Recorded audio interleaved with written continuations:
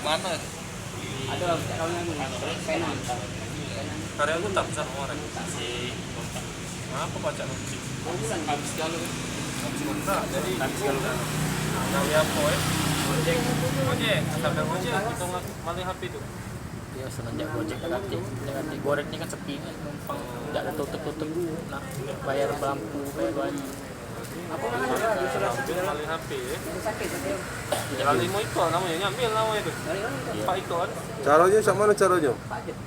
kalau udah gue dapat orderan baik pak Nah, terus baru kalau udah dapat orderan tak pertama kali kali jalan kali jalan iya pertama kali di mana? Di mana pertama kali? di sekarang di ini pak apa di Marayu pak Merayu, konter Merayu. Iya. Mbak handphone apa itu? Asus Asus. Terus di mana lagi kedua? keduanya di ini pak di Ini TKP. KFC Demang tuh Kayak Mbak handphone apa situ? ini Vivo Nah, ketiga tiganya di gorengan itu roti bakar roti bakar mana? di depan sebelum pahlawan Mbak handphone apa situ? Balik tidak begitu. Xiaomi ya Xiaomi. Keempat ada 5 TKP kan? Tiga lagi jalan. Keempat di mana? Tiga lagi. tempat Makan aja. tempatnya di Itu makan pagi.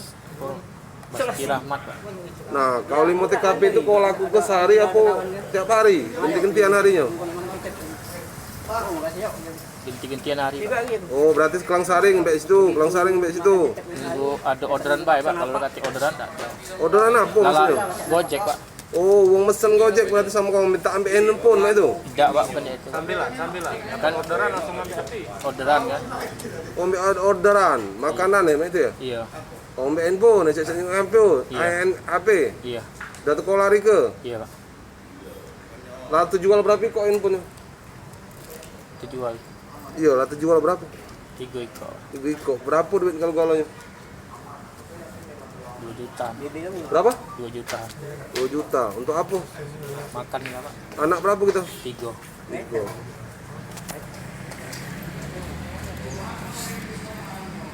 Kemudian yang berikut, kasus yang berikutnya adalah pelaku penjambretan.